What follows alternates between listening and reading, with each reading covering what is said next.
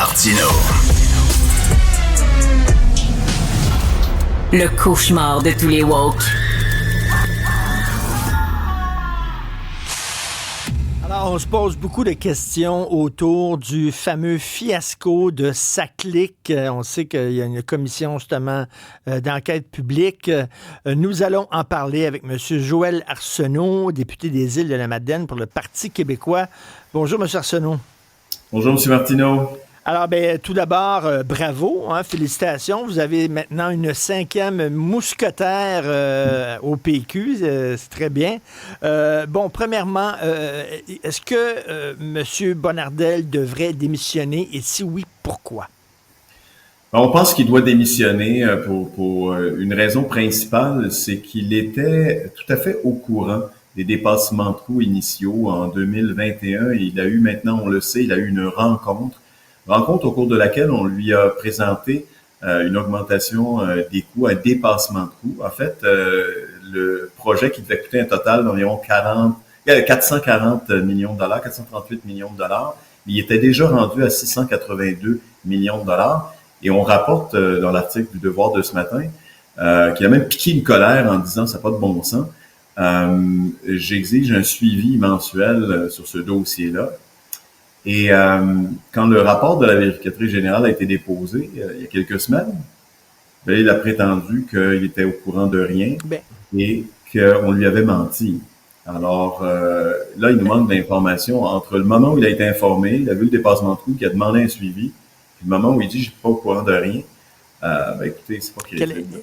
Quelle est la faute la plus grave, selon vous? Le fait que lorsqu'on lui a dit que finalement les coûts étaient dépassés de x4, il n'a pas vraiment réagi, ou le fait qu'il a tenté de cacher la chose par après, on a l'impression qu'il a menti au public?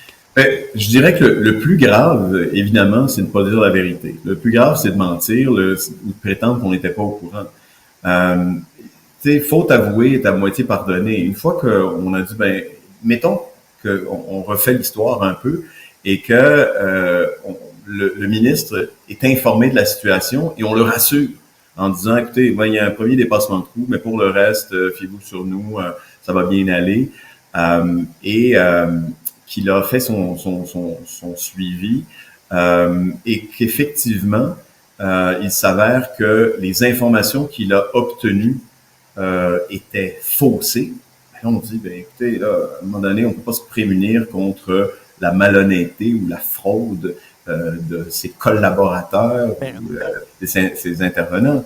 Mais là, le premier réflexe a été de dire ou de plaider l'ignorance. Pour un ministre, de plaider l'ignorance, c'est dire essentiellement, j'ai pas fait mon travail, ma responsabilité ministérielle, je l'ai pas assumée.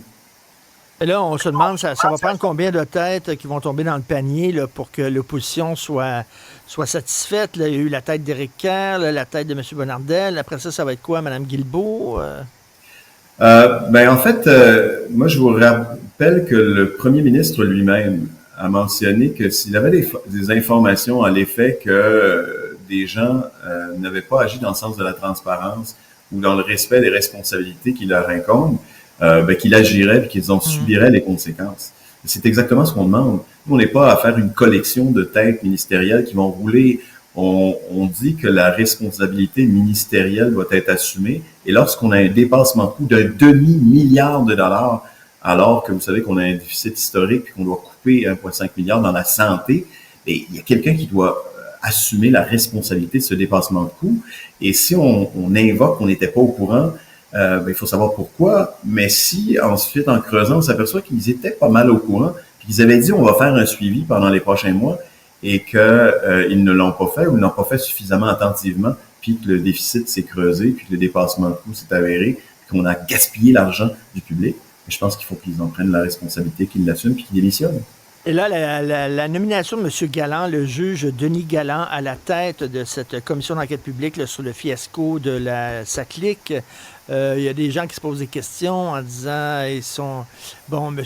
Galland était commissaire à la commission Charbonneau, Mme Sonia Lebel, qui est au gouvernement caquiste, elle était procureure. C'est too close for comfort, comme on dit en anglais. Est-ce que vous demandez aussi qu'on remplace M. Galland? Ben, on a demandé ce matin, en vérifiant l'information qu'on avait obtenue sur les rapports que peuvent avoir conservé Maître Galland ou le juge Galland et la ministre Lebel. On a demandé au juge de se récuser parce que ça le met dans une position délicate. Et je pense que ce serait la chose à faire pour lui. Puis on ne remet pas aucunement en question sa compétence de juge, mais c'est que dans cette affaire, il peut y avoir une apparence de conflit d'intérêt avec l'une des personnes clés au gouvernement lorsqu'il est question du scandale Saclay. C'est la personne vous remettez pas en question sa compétence, mais vous remettez un peu en question son indépendance, quoi, parce que c'est un juge, là, je pense qu'il est capable de couper puis de faire la part des choses, Oui, mais vous savez que ça existe dans le milieu judiciaire, qu'un juge se récuse lorsqu'il se voit dans une position délicate ou dans un conflit d'intérêts. On n'imaginerait pas qu'un juge soit nommé pour statuer sur un acte criminel commis par son épouse ou par ses enfants.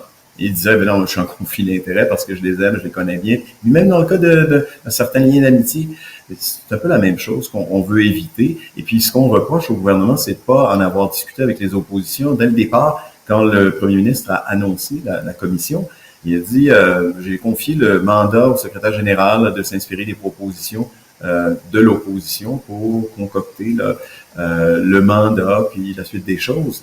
C'est un peu dommage qu'on n'ait pas été consulté sur la nomination du juge, parce qu'on veut tous que ça fonctionne. Mais disons que c'est un mauvais départ. Et là, il y a des gens qui disent, bien, la commission d'enquête publique, ça devrait être plus large, son mandat devrait être plus large, et pas seulement s'attarder au fiasco de Saclic, mais on sait, on le connaît, là, il y en a eu plein d'autres fiascos, dépassements de coûts et tout ça, dans le milieu de l'informatique en général. C'est la position du PQ, là. Mais vous n'avez pas peur de noyer un peu le poisson, là, si on vise trop large? Bien, c'est la raison pour laquelle nous, on voulait se concentrer sur deux éléments. Le scandale Saclic, qui appartient un peu pas mal au passé. On a vu comment ça s'est déroulé depuis 2017 jusqu'à aujourd'hui, jusqu'au lancement de la plateforme. Mais on ne peut pas non plus faire abstraction d'un autre immense projet, celui de la transition numérique dans la santé. Et on voit qu'il y a déjà des dépassements de coûts. C'est un dossier là, qui est tout chaud. Puis, il ne faut pas se fermer les yeux sur ce qui est en train de se passer maintenant dans le présent. Donc, un gros dossier scandaleux, un fiasco dont on a déjà un certain nombre d'informations qui nous permettent de croire que ça n'a pas fonctionné, mais un autre qu'on connaît beaucoup moins, mais qui est en cours présentement et qui pourrait être encore plus lourd de conséquences sur le plan financier parce que ça implique des milliards de dollars si on respecte les coûts et les échéanciers, donc des dizaines de milliards de dollars si on ne fait pas comme il faut, et puis on sait déjà qu'il y a des dépassements de coûts dans ces cas-là.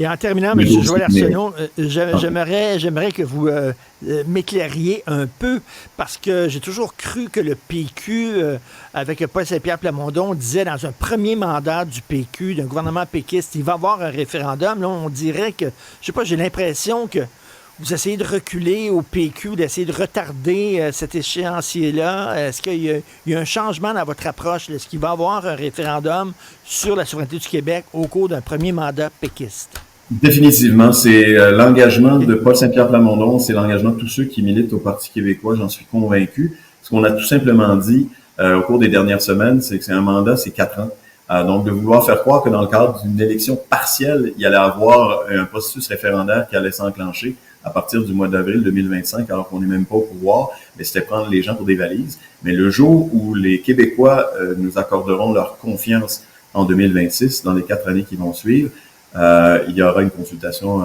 populaire sur l'indépendance du Québec. C'est notre engagement, puis on le maintient. Merci beaucoup, M. Joël Arsenault, député des Îles-de-la-Madeleine pour le Parti québécois. Merci, bonne soirée. Merci à vous, bonne fin de journée.